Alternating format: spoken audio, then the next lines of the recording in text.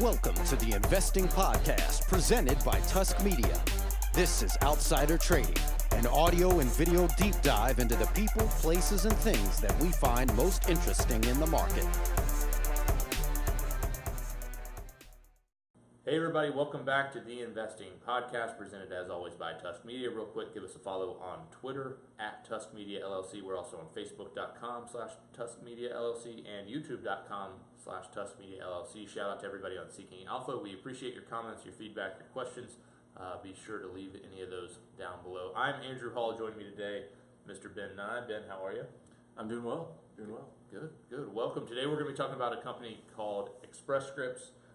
If you follow the markets, you're probably familiar with a lot of the macro themes related to Express Scripts, but today we're really going to be drilling down into their earnings, which we got the notice on yesterday. What the stock has been doing since then, it's not real positive, down about 11 or 12% after hours yesterday, and kind of comparable pre-market today on Tuesday, April 25th. And we're going to be talking about really the big story coming out of that, which is kind of the departure of a large source of earnings. Ben, jumping in high level, what were some observations from Express Scripts earnings call? So the biggest thing is, of course, that they are now admitting, we're probably going to lose Anthem, and that's in the press release. Before they had said that, essentially, in some of their filings, you go back to Q2 of last year, and they're saying they changed the amortization schedule for the Anthem contract. Before they had been doing it over a useful life of 15 years, then they decreased it because of the increased likelihood of either non-renewal or renewal on substantially different terms. So they began changing that policy in terms of the amortization actually March 2016. Anthem has been, of course, going back and forth with Express Scripts, saying that Express Scripts has really hosed them on pricing on the contract. And so Anthem wanted $13 billion in additional pricing concessions over the remaining term of the agreement, which, again, is only till 2019. And they also It's a lot of money over a pretty short period of time. Right. So, the writing was on the wall on the wall on this. I think what surprised most people was the additional disclosure, which, to management's credit, I definitely give management credit for providing that additional disclosure. Maybe a little late, but they came out and said, this is how much we make from Anthem, this is how much we make from everybody else. And I think actually that shocked the market in terms of just how much more they made on an adjusted claim basis from Anthem versus the rest of the Express Scripts business. Yeah, and I think that was something, full disclosure, we used to own Express Scripts. Yeah.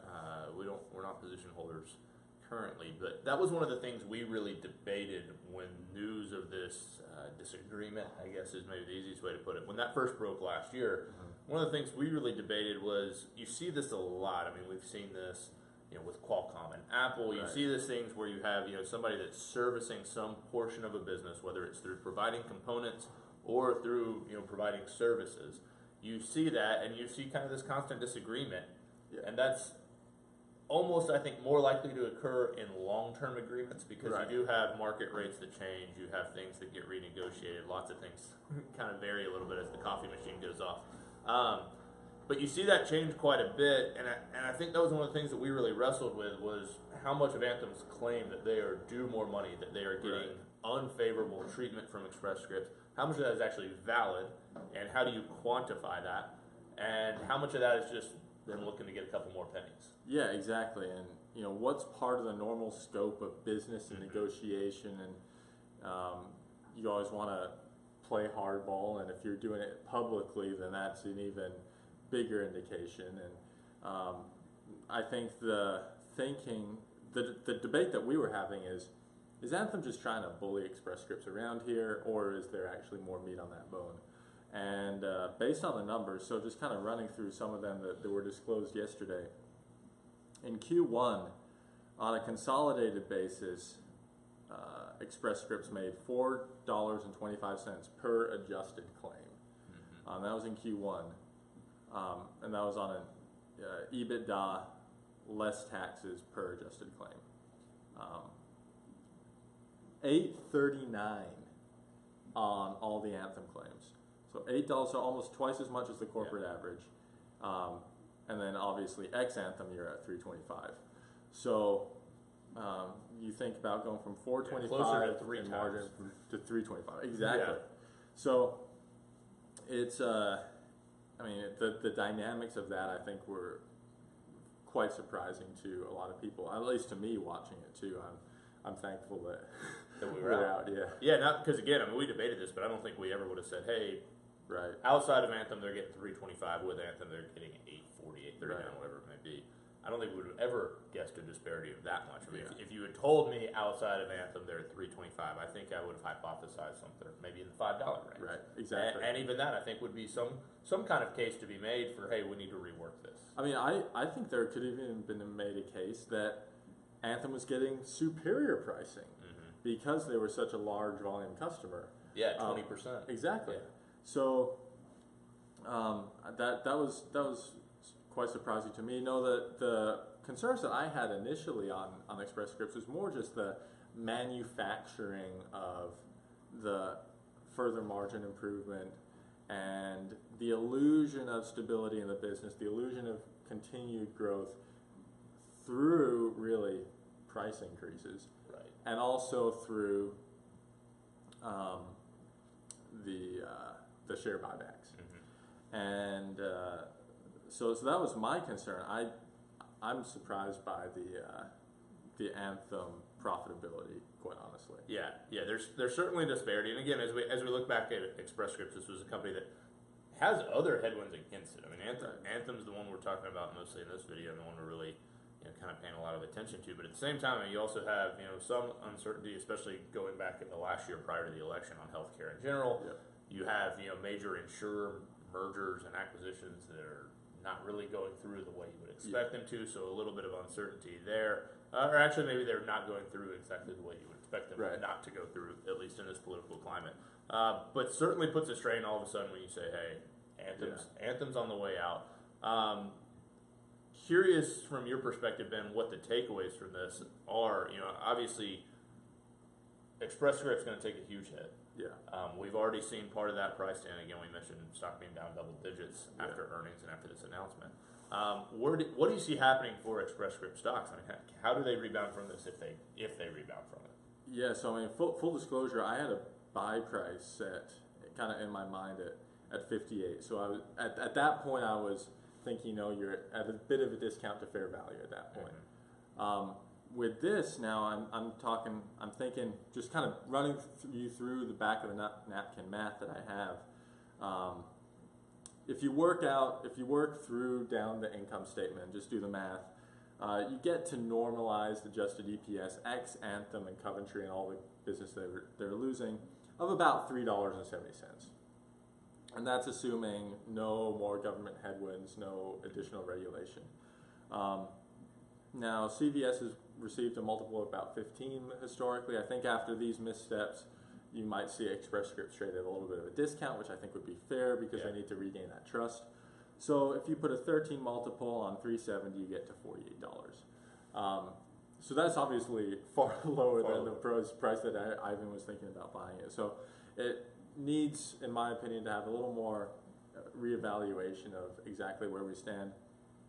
EPS for this year is still expected to be about $6.82 to $7.02 based on guidance. So talking about over $3 per share of earnings coming out from Anthem, but that'll be in the future. Now, who does this benefit? And I think that CVS is a obvious beneficiary. I don't think they're going to get nearly the same deal that Express Scripts offered from Anthem. Nobody is. Right. That's the problem. Yeah. But they're going to get Anthem Anthem either has to build its own, which is going to be difficult, or it has to go with Optum, which is run by one of its biggest competitors, United Healthcare. It obviously can't go to Express Scripts after this now. So CVS actually has a lot of supplier power in this instance, a lot more than you would typically think they would have. So I think they'll get a decent deal, but it's not going to be a phenomenal deal. Yeah, that's kind of what's interesting. I wonder. You mentioned Anthem having to build their own, having to figure out what they want to do. How viable is Express Scripts, where this is really all they have? I mean, we've talked about CVS before. It's another stock that we own. We own a lot of the companies that we're kind of talking about in this space in general. But, CVS, we kind of have this internal debate as to whether it's a healthcare stock or it's a staple. And you see it classified, I think Bloomberg has it as a staple. Yeah. Because you have a little bit of a different business model there. Express Scripts, they're a one-trick pony for the most part. How viable is that, long-term, do you think? I think they are the go-to provider for a lot of doctors. Just say, this will be the PBM. These guys will set you up with it. So I think they're still like the mail order pharmaceutical benefits manager in the space. If you're doing stuff online, you're probably going to do it through Express Scripts. That said, the moat there I don't think is that large. I don't think it takes a whole lot to say, I'm going to go through CVS, or I'm going to go through Walgreens or Rite Aid or even Walmart. I'm sure it's going to look into get into the space.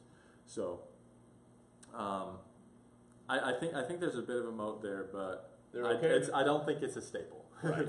Yeah. They're okay in the short to midterm, but also it kind of lends itself to, if you continue to treat people maybe the way Anthem perceives they were treated, and maybe the way the market perceives Anthem was treated, that business could become really unsticky really quickly. You have to win on being the low-cost provider and have massive volume so you can get scale. And as soon as you lose that, it gets very difficult to build that moat around your business. Which is something too to kind of go behind the curtain. That's something I think we identified a little bit earlier. That's not a reaction to earnings. That's not a reaction to Anthem. We tend to when we look for value traps. One of the things we look for are companies that are dependent on being the low cost provider, because we don't think that's necessarily always sustainable.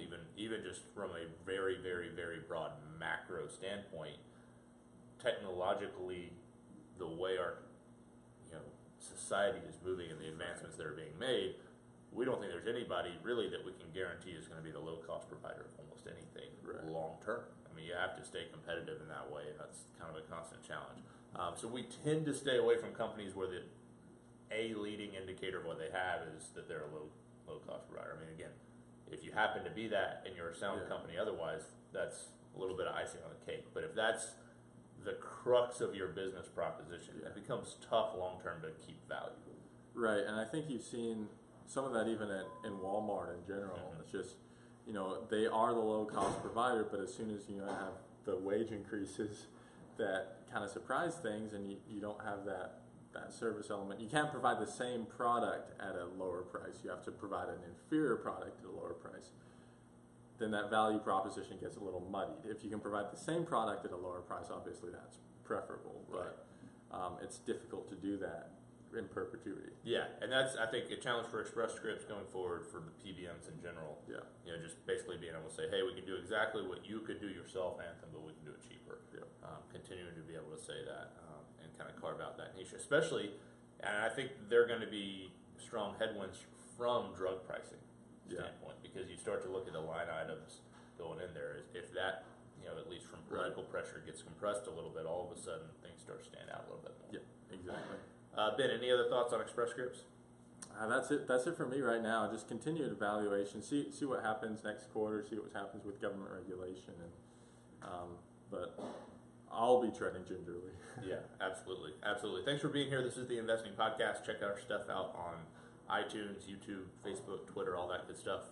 We appreciate you listening and watching. Have a great day. Tusk Media is a subsidiary of Narwhal Capital Management. Ratings and reviews of Tusk Media content are not to be construed as endorsements of opinions, analysis, or services offered by Tusk or its parent company. The opinions and predictions shared here are our professional beliefs at the time of publication. We are not under duress from any of the corporate entities mentioned. This is not a solicitation to take any particular action. Although we are investment advisors, this information should not be considered investment, legal, or tax advice. We strive to be as impartial, insightful, and accurate as possible. We base our opinions, analysis, and calculations on information we believe to be reliable, but we cannot guarantee its accuracy. We can, however, guarantee that our opinions will sometimes be flat out wrong due to a variety of factors. Employees and clients of Narwhal Capital Management may or may not hold positions in the securities detailed and may or may not hold these positions in the future. A full list of all securities purchased, sold, or held during the 12 months preceding the date of this publication can be provided upon request. Unless otherwise noted, all data accessed via MarketWatch or the Bloomberg terminal. Past performance does not guarantee future results. A copy of Narwhal's Form ADV is available at the SEC's website, www.advisorinfo.sec.gov, or from Narwhal upon written request.